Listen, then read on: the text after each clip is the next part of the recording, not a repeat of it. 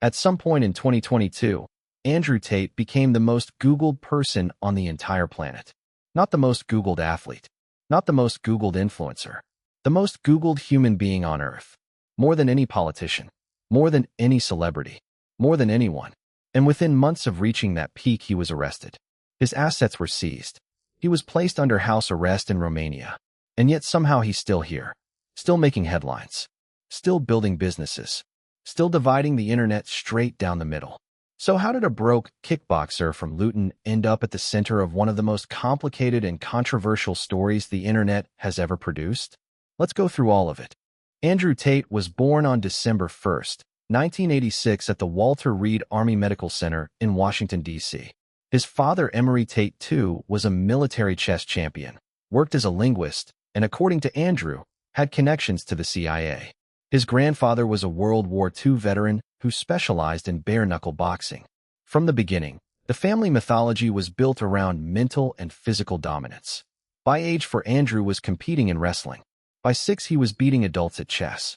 But in 1997, his parents divorced.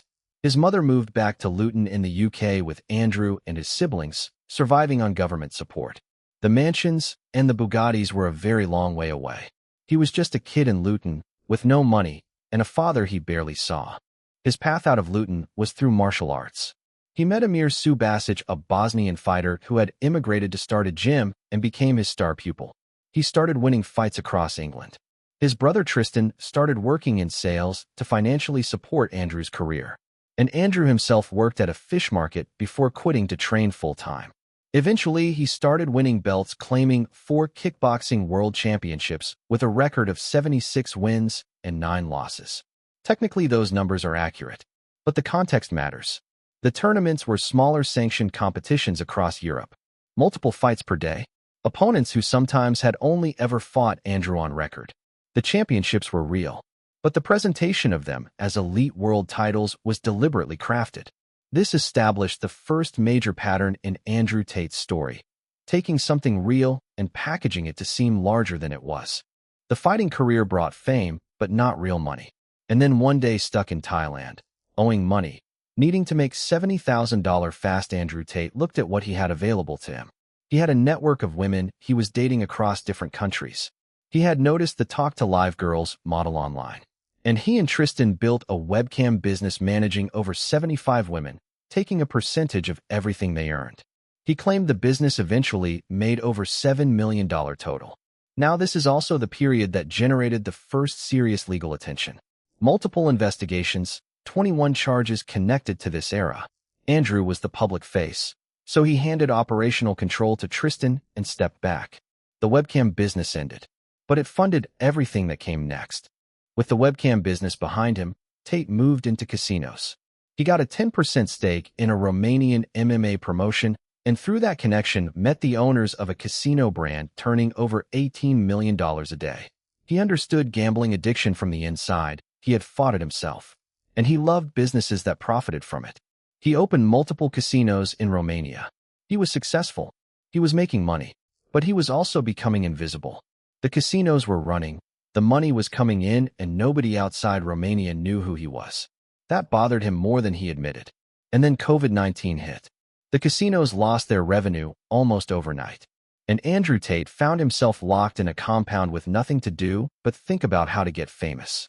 This is where Andrew Tate's story becomes genuinely fascinating from a strategic perspective. Because what he built between 2021 and 2022 wasn't just a social media presence. It was a machine. He changed his target audience from middle-aged men to young men, a much more susceptible market for the kind of content he was producing. He created a villain called the Matrix, an enemy large enough and vague enough to never be defeated.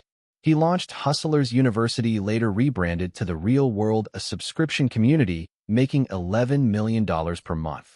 And then the genius move, a pyramid-shaped affiliate program where members were incentivized to clip and spread his content everywhere. The algorithm in 2021 rewarded exactly this kind of mass posting. And suddenly Andrew Tate was everywhere, simultaneously, on every platform, all at once. For 6 straight months, Andrew Tate was the most Googled person on the planet. And then in August 2022, almost simultaneously, Facebook, Instagram, YouTube, and TikTok all banned him. He woke up one morning and his entire digital presence had been erased. No warning. No correspondence. Just gone. The mainstream media ran dozens of hit pieces. Schools in the UK released statements about his influence on young boys. And the world split cleanly in two people who believed he was a dangerous misogynist who deserved every ban he received, and people who believed the bans were proof that powerful forces were silencing someone who told uncomfortable truths. Both groups kept talking about him constantly, which meant he was still dominating the conversation even while banned. And then came December 29, 2022. Romanian police raided his compound. Inside they found weapons, large amounts of cash, and according to prosecutors, evidence connected to a criminal organization. Both Andrew and Tristan Tate were arrested. And Andrew, who had publicly mocked Romanian authorities on social media, was now in their custody. The charges were serious. Human trafficking allegations, connections to organized crime. The accusations of grooming women into online sex work that the BBC had reported on months earlier. He spent 6 months in detention before being released to house arrest. The empire he had spent years building was suddenly at the mercy of a Romanian court. After 6 months in detention, Andrew was released to house arrest. And the first thing he did was try to rebuild. He went back to posting on X, the only major platform that still allowed him. He got involved in crypto. He launched new content. But something had shifted. The clipping army had quieted down during his time away. His access to the mainstream platforms was still cut off. The war room was still running. The real world was still making money. But the omnipresence, the feeling that Andrew Tate was everywhere at once, that was gone. And without that feeling, the machine ran slower. He was still famous. He was still polarizing. But he wasn't the most Googled man on earth anymore. And you could tell that bothered him. The comeback attempt that actually got attention was boxing. In October 2025, Andrew Tate was announced as the CEO of Misfits Boxing, the influencer boxing promotion, and revealed he would fight influencer boxer Chase Demore for the heavyweight title on December 20th. The hype returned instantly. All the attention that had gone quiet during the house arrest period came flooding back. He partnered with an online casino for the fight, which created its own controversy given his public adoption of Islam. But nobody was surprised. The fight itself, that was a surprise, because everyone expected Andrew Tate to dominate. And Chase Demore won, clearly and convincingly. And Andrew Tate's response to losing was genuinely one of the more human moments he's had on camera in years. So what is Andrew Tate actually?